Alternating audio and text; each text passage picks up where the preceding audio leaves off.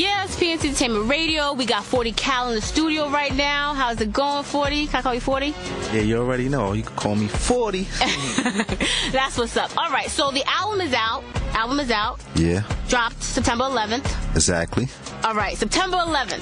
That was a crazy day, for real, though. So was that your decision? Was that the label's decision?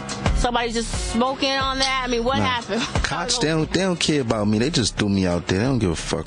Yo, what's up with that, though? Nah, I'm just playing with it. Truthfully, right, when I first got on board the Koch, like the album started out on Baby Grand. Right. And Familiar. And they, the budget was kind of crazy, like for like features I had on the album, like I had Akon, the whole DIPSET. So it was like, like for people that don't know, like you got to pay money for a lot of like certain type of features. So they wasn't really trying to kick out that bread for that type of album. And it wasn't one of them under the radar joints when we ain't had to pay. Mm-hmm. So you know what I'm saying. So it went over to Koch, talked to Killer, he brought me over to Allen. Right. And you know what I'm saying, Allen, what you call it?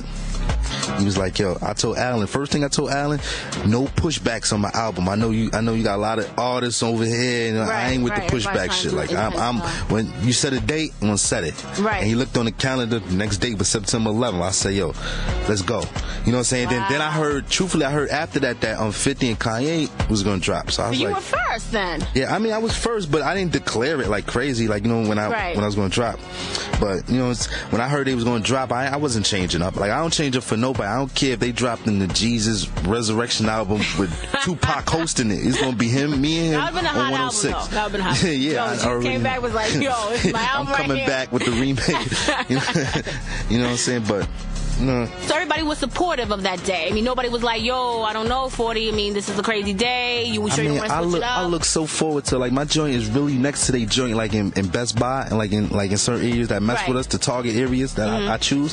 So some people, like, they albums got leaked 2 weeks before they even dropped. Right. So some people was like, yo, I'm gonna get the new music, and not to mention that our fan base doesn't really tap in. Well, I'm gonna say mods particularly don't tap into their markets. Like I got the underground punchline, like really dudes that like that real hip hop and rap. You know what I'm saying? That's my supporters. You know what I mean? Okay, well that's what's up. I mean, I had to bring it up because definitely it was a crazy day. We gotta be real. A lot of things were happening on that day.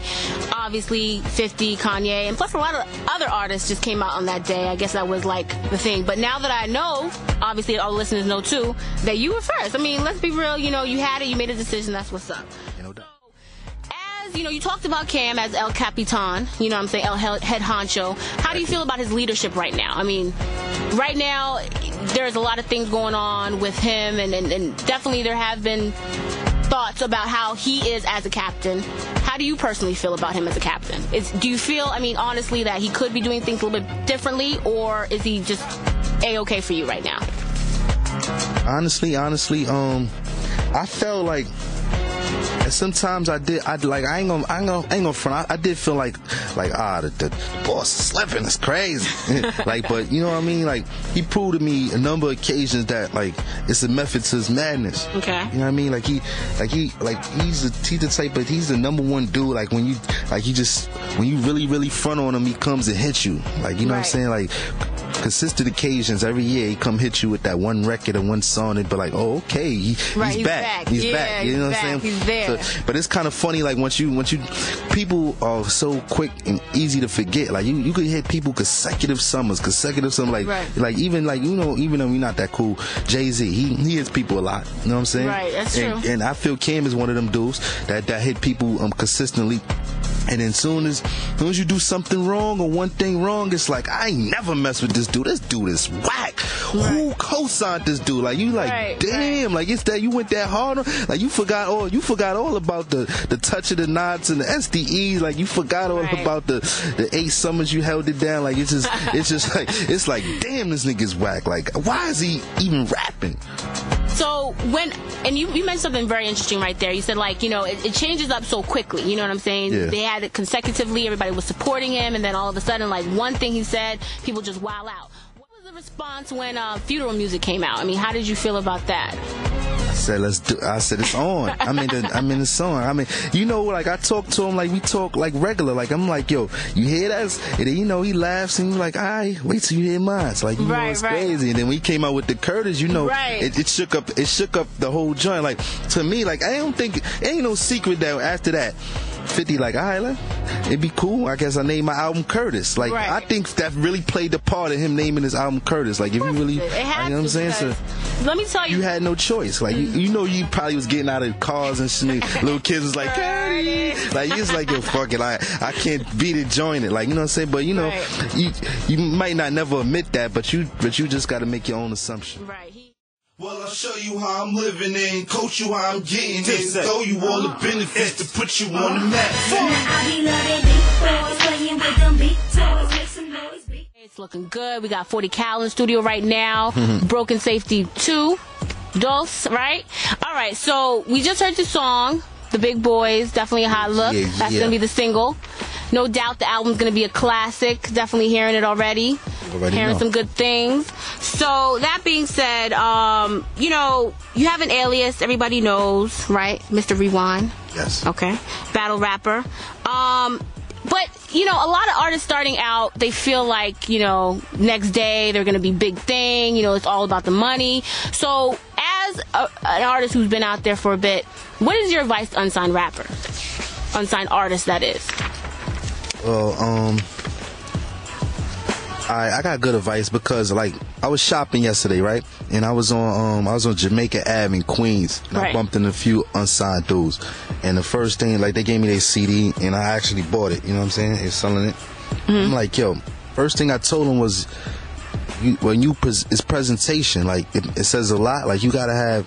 Like, he had no CD cover. Like, it was just a CD inside the plain case.